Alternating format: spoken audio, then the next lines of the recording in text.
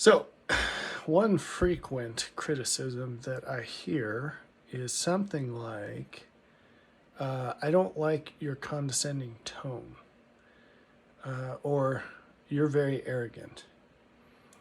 So, these are interesting criticisms because um, where do I even start? So, let's start with the condescending one. Well, this is actually true of both terms. The validity of those descriptors is dependent on how a person really is and how the person perceiving really is as well. So let me throw some ideas at you. One, there are certainly attributes of people that are readily observable. But what's interesting is that there are potential qualities of people that are quite hidden. And these qualities can actually be more numerous, much more numerous than the visible ones. What makes this difficult is that a lot of people are limited to, in character, to the things that are readily observable. And so, especially for those kinds of people, see, as humans, we all tend to project how we are onto everyone else. And this gets pretty tricky pretty quickly. So people who don't have much depth to them tend to assume that no one else does either. People who are really deep tend to assume everyone else is really deep. People who distrust others tend to assume that others distrust them. People who are altruistic tend to assume that everyone else is. And people who are downright evil also assume that everyone else is. And that one's really interesting to see peel back if you happen to know one.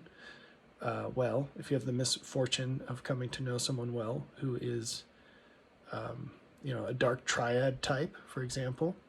This is one thing that bothers me, is how readily people throw around the term narcissist. If you've ever known a real one, first, I'm sorry. It's a terrible, terrible thing.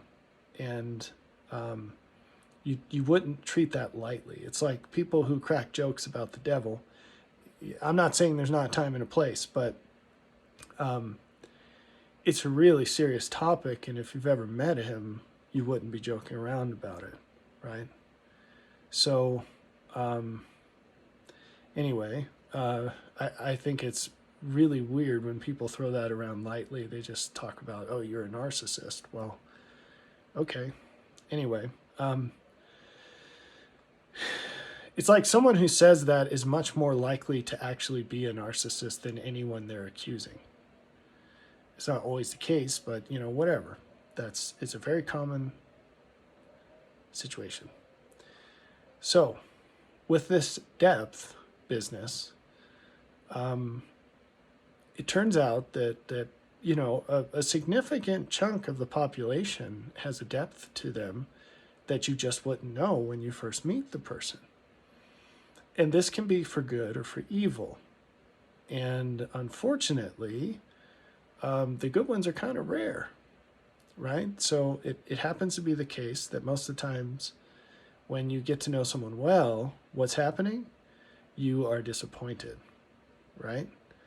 Now, part of that problem is that we also tend to elevate people. We would like to think they're a certain way. And then we sort of give that freely. And then when we find out who they really are, it's like, ugh, all right. So we have to adjust that downward. But it can also go the other way. And so there was this guy named Jesus once. And it turns out that everybody underestimated him. His goodness. Every single person he ever met underestimated his goodness.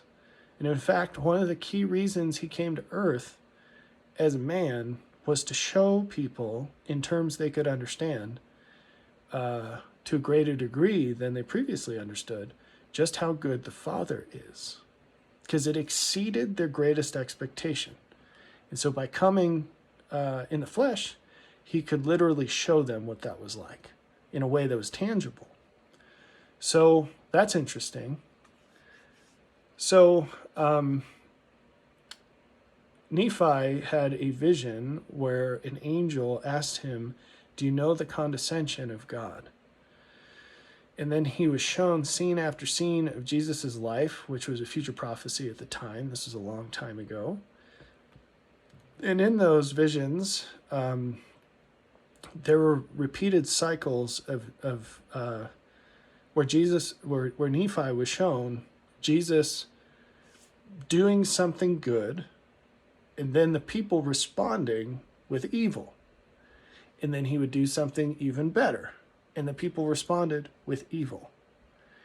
And that's what the angel called the condescension of God. So when the world uses the term condescending, they mean something very different, because obviously God's condescension is good. It means he's coming down from a higher level to help people that are lower than he is. When the world calls someone condescending, what they mean is that person is either elevating themselves above where they actually are, or they're degrading others below where they actually are. So they're either overinflating themselves or belittling others.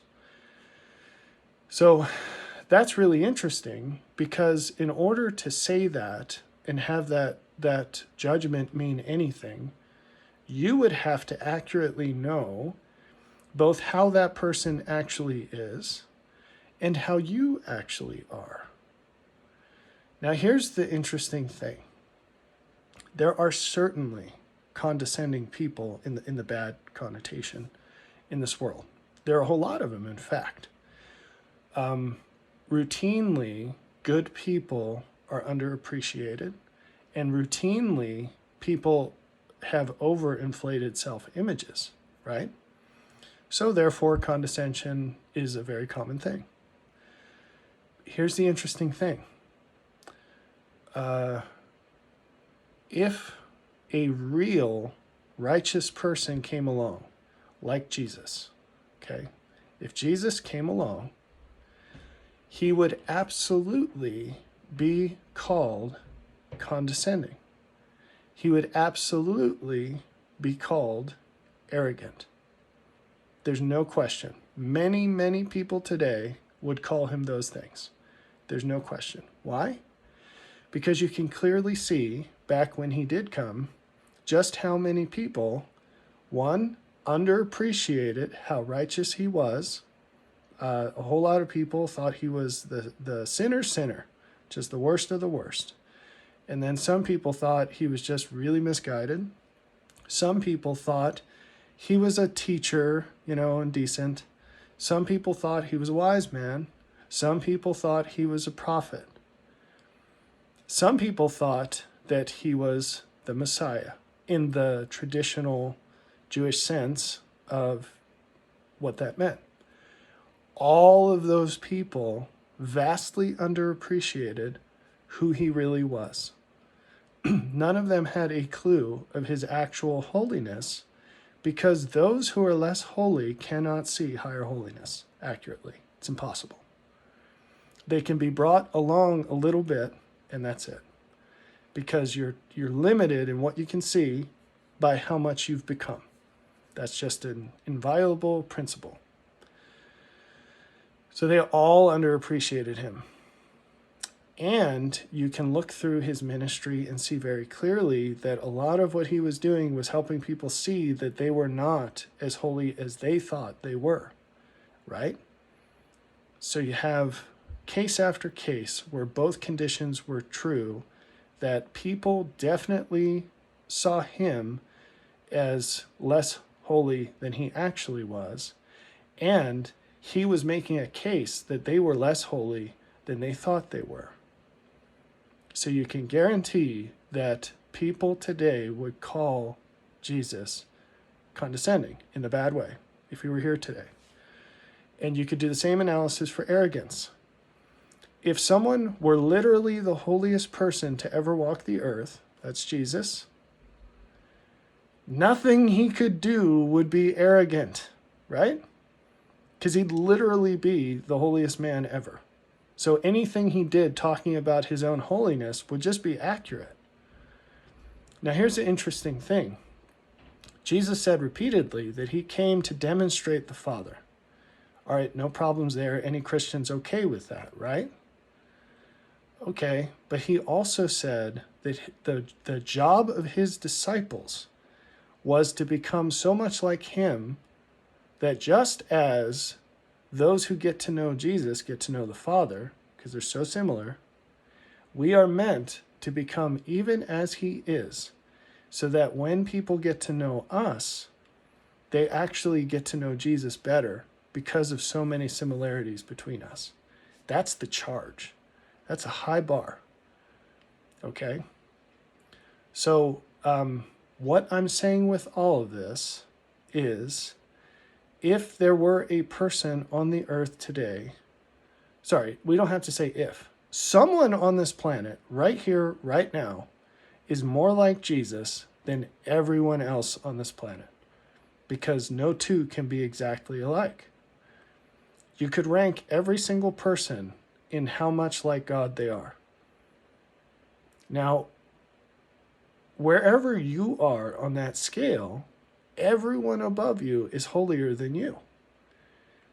And so when we use phrases like, oh, you're so holier than thou, the first question that should be asked is, yeah, but are you really?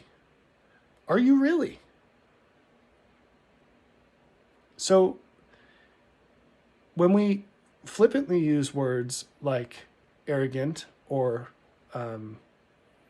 condescending, or we use phrases like holier than thou, or who do you think you are, whatever, we should stop and ask, like, who is this person? More accurately, how is this person? Or more importantly, would I levy these same criticisms against Jesus himself? Or do I need to find or adopt a better way of judging value in another person? Because just because someone is making a case that you are less good than you thought, that does not imply that they are arrogant or condescending. They actually could be absolutely full of love. And if they were, that is exactly what they would do. Right? Do you get the difference? Does that mean that anyone who's dressing you down is doing you a favor? Well, the question is are they right? Are they right? That's the first question. If someone says like, hey, I don't know, you could pick anything here, but you should work a little harder at work. The first reaction isn't, who the heck do you think you are? The first reaction is, am I working as hard as I could at work? If the answer is no, then like that's the end of the conversation. It doesn't matter if Ronald McDonald is the one who told you this. Like, who cares, right? So these are important ideas to consider. They're really important. And so I think it's safe to say that most people that lob accusations of people being narcissists are actually probably narcissists. Most people who lob the accusation of someone being condescending, they're probably the one that's being condescending. Most people who lob the accusation of being arrogant, they're probably the ones being arrogant. These are things that you should think twice before saying. And you should certainly pause and think about what objective differences exist between you and what's been demonstrated, right? So it's like if you're living in poverty and you cross paths with a millionaire, your first reaction shouldn't be, oh, I hate that guy because he doesn't deserve what he has and I do. It might be true, right? It might absolutely be true. But it's much more beneficial to pause and say, okay, there's a huge difference in how much money we have. Is that the only difference? Because maybe you can learn something about the difference and then become that way yourself. And then you'd see a lot more than you do. And this is, spoken from a guy that grew up in poverty and now doesn't live in poverty. Things can change, right? Life's crazy. But there are absolutely things you can learn by making these comparisons and then saying, but what does this mean? And interpreting it a different way. People are highly offendable. And what they don't seem to realize is that offense is a choice. It's not something someone does to you. It's how you choose to react. If someone says something critical to you and it doesn't happen to be true, you're not going to react to it. You're going to say, well, I don't know what's up his butt, but whatever, right? More power to him. Or if you're really of a good mindset, you'll say something like Pahoran did to Moroni when Moroni chewed him out and incorrectly. And you'll say like, bless his heart. Like he's really trying. He's off base, but I can see that he's doing it because he's trying to help, so good for him. And that's a much better way to be.